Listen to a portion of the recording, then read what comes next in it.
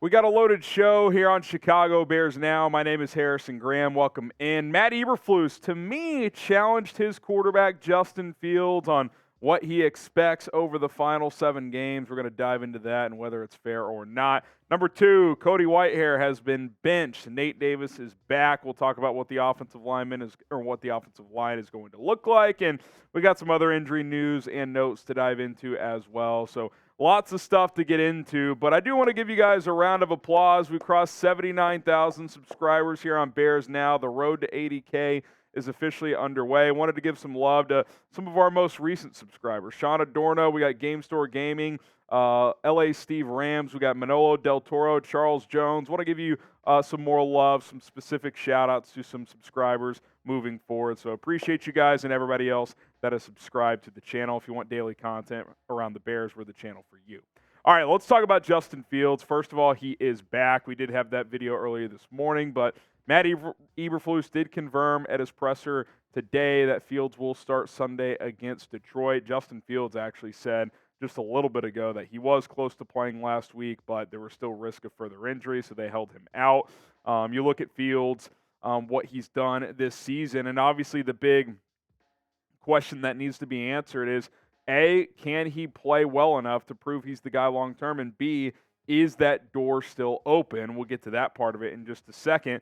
Just from a selfish entertainment standpoint, like, I'm just psyched to watch him play football again. I know at times he's frustrating to watch. He holds the ball too long, this and that, but you can't deny that you never know what's going to happen when he plays. So it's always entertaining. It's always fun. We still haven't gotten that crazy run from him this year. Hopefully that comes at some point over these final 7 games. But the test ahead is real. The opportunity is there, and I'm excited to see what he can do with it these final 7 games, and hopefully staying healthy is going to be a part of that as well. If you're excited to watch Justin Fields play, spam JF1 in the comments. I'm excited to get him back out there.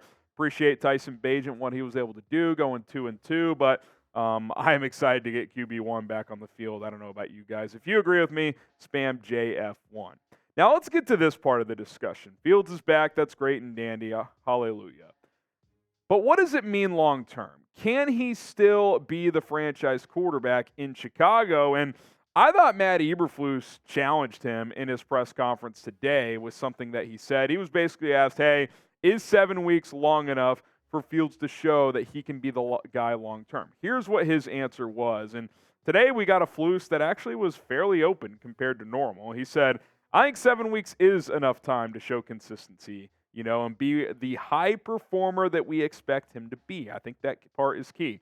I know he has had some good performances along this year. Certainly the last few have been solid, pointing to Denver and Washington before getting hurt. And we expect consistency out of all of our positions, but certainly lumping quarterback into that. But what really caught my attention, I will say, is the part where he said, the high performer we expect him to be.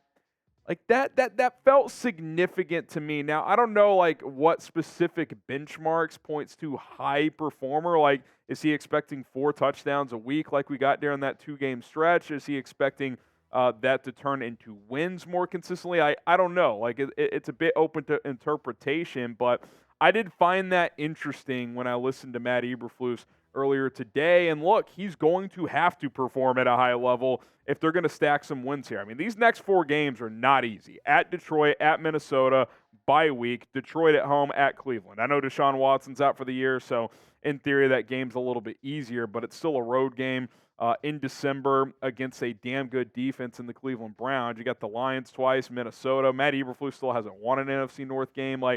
This is not going to be easy, and that's what's so fascinating about all this. If Justin Fields can perform well and can win some of these games down the stretch, then I think that would show a lot. With 7 games left, those first 4 being tough, your final 3, Arizona, Atlanta, Green Bay, if he can play at a high level for most of those 7 games and go 4-3, that feels somewhat significant, right? I don't know what exactly he has to do to convince Ryan Poles he's the guy moving forward, especially if that Carolina pick is in the top 2, which, hey, let's be honest, that's looking more and more likely, especially Frank Reich took back play calling duty after giving it up a month ago. I mean, he's gone Matt Nagy on crack with the play calling stuff. It's out of control, but look, I'm excited to see it happen. I mean, what a great opportunity for Justin Fields. Hey, tough schedule coming up, coming back from injury. Go prove it, man. Like, that's all you can ask if you're a player in this league is an opportunity, and he's got exactly that. Will Justin Fields convince the Bears that he is the guy? What do you guys think? Type Y for yes, he will. Type N for no, he won't. Certainly has a lot to prove. Has to be more consistent. There's no doubt about that. So go ahead and let us know what you guys think. If you want consistency, not only from Justin Fields, but from your clothing, Marine Layer. Guys, I have found the softest clothing items on the market, and it is Marine Layer, my new favorite clothing brand. Their stuff is so soft, it's absurd. It makes for the perfect gift this holiday season, all thanks to San Francisco-based brand Marine Layer. Go to marinelayer.com/chatsports. Get you 15% off your first order. Honestly, you can get all your holiday shopping done with Marine Layer. They've got amazing gifts for guys, gals as well. Sweaters, T-shirts, overshirts, beanies, you name it. I'm going to be getting some absurdly soft clothing items for myself, my wife.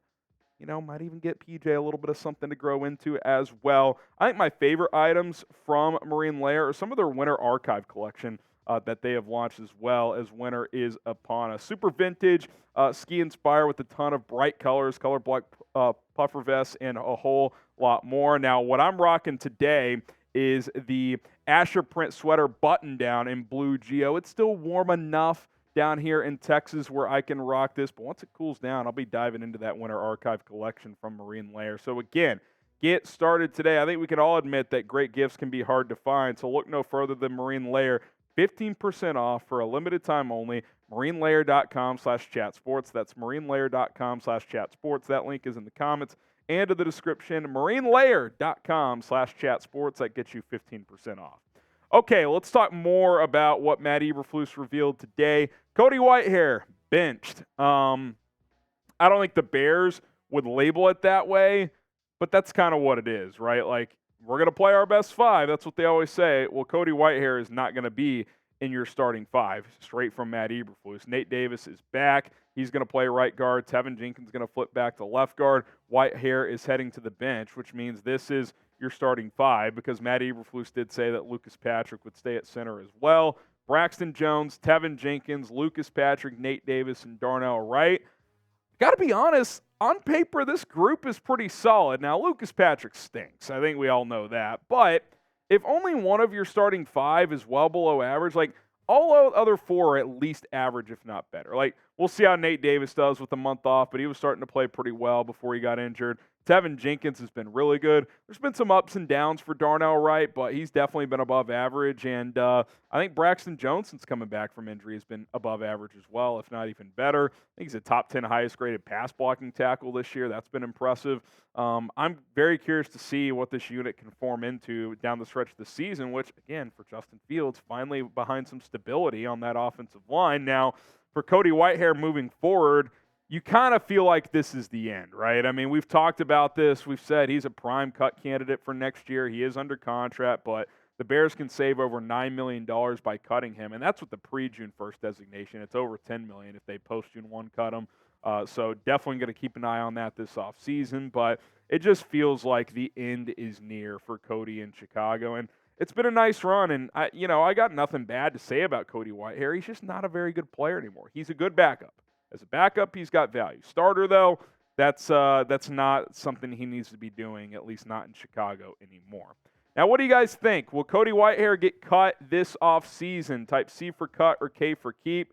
I think unless he wants to, take a severe pay cut just to stay in Chicago and see this thing through, then I think he's going to be gone. That does happen sometimes. Sometimes vets take big pay cuts to stay where they're comfortable. People don't want to get up and move their families this late in their career. But if he's not willing to do that, I definitely think he's going to get cut.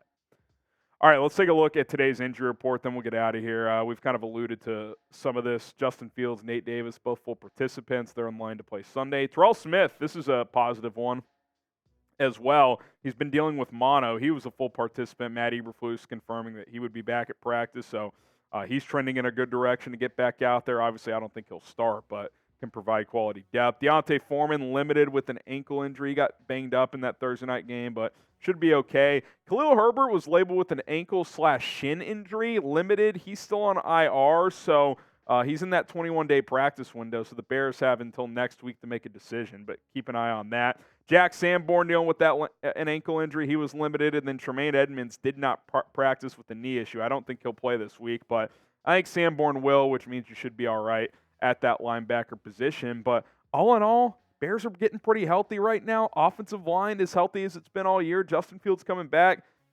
The opportunity is there, Justin. Tough games ahead, but to me, I would almost embrace that and say, hey, if I can win some of these games, like that would show a lot to Ryan Poles, to Matt Eberflus, to whoever ends up making those decisions after this season. So I'm fascinated to see how it all plays out. My name is Harrison Graham. Hit that subscribe button. We'll have a video go out in the morning, and then we will be live Thursday afternoon like we always are. So subscribe and join us then. Bear down.